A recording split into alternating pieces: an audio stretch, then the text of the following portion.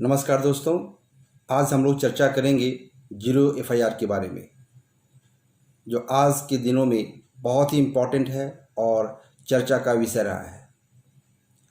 FIR की बात तो हम लोग सभी जानते हैं और सुन चुके हैं। इसमें कॉग्निजेबल ऑफेंस की जो घटना होती है, आप थाना में उसे जाकर दर्ज करवा सकते हैं। तो फिर ये जीरो एफआईआर क्या है? वर्मा कमेटी के रिपोर्ट पर 2013 में एक रिकमेंडेशन आया, जिसके तहत जीरो एफआईआर की व्यवस्था की गई। इसके तहत आप एफआईआर किसी भी थाने में, भारत के किसी भी थाने में आप दर्ज करवा सकते हैं। इसमें विक्टिम के घर वाले या कोई भी तीसरा व्यक्ति संज्ञेय अपराध की सूचना किसी भी थाना में दे सकता है। इसके लिए क्षेत्राधिकार की आवश्यकता नहीं है। उदाहरण के तौर पर, अगर कोई घटना दिल्ली में हुई है तो इसकी सूचना कानपुर में भी दी जा सकती है और पुलिस को ऐसा एफआईआर दर्ज करना है। अब प्रश्न उठता है कि इसका नाम जीरो एफआईआर क्यों पड़ा? जब आप एफआईआर दर्ज करवाते हैं तो आपको एक नंबर मिलता है, उसमें नंबर दी जाती है, लेकिन जीरो एफआईआर में ऐसा कोई नंबर नहीं पड़ता। हो सकता है वो नंबर जीरो के रूप में दिया जाए, इसलिए इसका नाम जीरो एफआईआर पड़ा। सबसे बड़ा फ़ायदा इसमें यह है कि जीरो एफआईआर के तहत कोई भी विक्टिम अपनी सूचना किसी भी थाने में दर्ज करवा सकता है। अभी तक ऐसा होता आया है कि अगर विक्टिम कमज़ोर है और एक्यूज्ड बहुत मजबूत है तो उसकी दबंगता के कारण एफआईआर दर्ज कराना मुश्किल होता था। या फिर यदि भागते हुए आप एक थाना के क्षेत्र से दूसरे थाना के क्षेत्र में चले गए तो वैसी हालत में भी एफआईआर पुलिस दर्ज नहीं करती थी। आज के दौर में आप किसी भी थाने में ऐसा एफआईआर दर्ज कर सकते हैं और पुलिस प्रारंभिक इंक्वायरी करने के पश्चात उस एफआईआर को दूसरे थाने में भेज सकती है।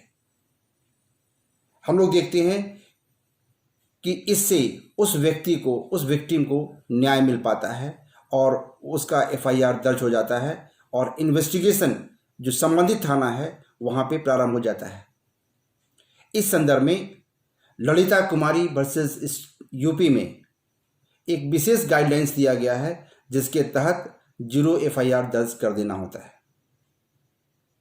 सुप्रीम कोर्ट ने भी Satvinder Kaur versus state of Delhi में विशेष रूप से इसकी चर्चा की है, जिसमें दिल्ली हाईकोर्ट ने क्षेत्राधिकार नहीं होने के कारण एफआईआर को क्वैश कर दिया था, लेकिन फिर सुप्रीम कोर्ट ने उसे माना और अपना डिसीजन दिया कि police has to investigate the case and police has not to consider the jurisdictions. क्षेत्राधिकार को उसमें कंसीडर नहीं करना है और पुलिस को इन्वेस्टिगेशन करना है। लेकिन कभी कभी ऐसा होता है कि लोग इसका मिसयूज़ भी करते हैं और वो चाहते हैं कि एफआईआर उनके क्षेत्र में दर्ज हो। इस संदर्भ में भी Bimla Rawat versus state of Delhi में सुप्रीम कोर्ट ने एफआईआर को क्वैश कर दिया और मुंबई में केस दर्ज करने को कहा। इसलिए किसी भी सेक्शन का, किसी भी कानून का हमें मिसयूज़ नहीं करना है और इसका हम लोगों को फ़ायदा उठाना है। इसका जो उद्देश्य है कि त्वरित न्याय वो मिल सके और कोई भी कमज़ोर व्यक्ति का जो इन्फॉर्मेशन है पुलिस तक पहुंच सके और उसका इन्वेस्टिगेशन दर्ज कराया जा सके। अब अगर पुलिस इन्वेस्टिगेशन प्रारंभ नहीं करती है, एफआईआर दर्ज नहीं करती है, तो क्या होगा? अगर जीरो एफआईआर दर्ज न किया जाए तो क्या होगा? तो आप देखेंगे सेक्शन 166 AIPC। इसके तहत कोई भी पुलिस ऑफिसर अगर कॉग्निजेबल ऑफेंस का FIR दर्ज न करता हो तो वैसी हालत में उस पुलिस ऑफिसर को 6 महीने से लेकर 2 साल तक कारावास की व्यवस्था की गई है। तो आज के समय में जीरो FIR का बहुत ही इंपॉर्टेंस है। अब ऐसा नहीं हो सकता है कि एक्यूज्ड कमज़ोर हो, एक्यूज्ड मजबूत हो और विक्टिम कमज़ोर हो, तो वैसी हालत में FIR दर्ज ना हो और गाइडलाइंस के तहत कोई इसका मिसयूज़ ना कर सके। इसलिए अगर एक्यूज्ड के खिलाफ दूसरे थाने में जाकर कोई अगर FIR दर्ज करवाना चाहता है तो FIR तो दर्ज हो जाएगा, लेकिन इन्वेस्टिगेशन उसी कंसर्न थाने में होगा जहां पे घटना घटी है, जहां का घटना स्थल है। तो ये बहुत ज़रूरी है इस बात को जानना कि जीरो FIR आज के समय में किसी भी विक्टिम के लिए एक महत्वपूर्ण हथियार है। अब आप इस बात को लेकर के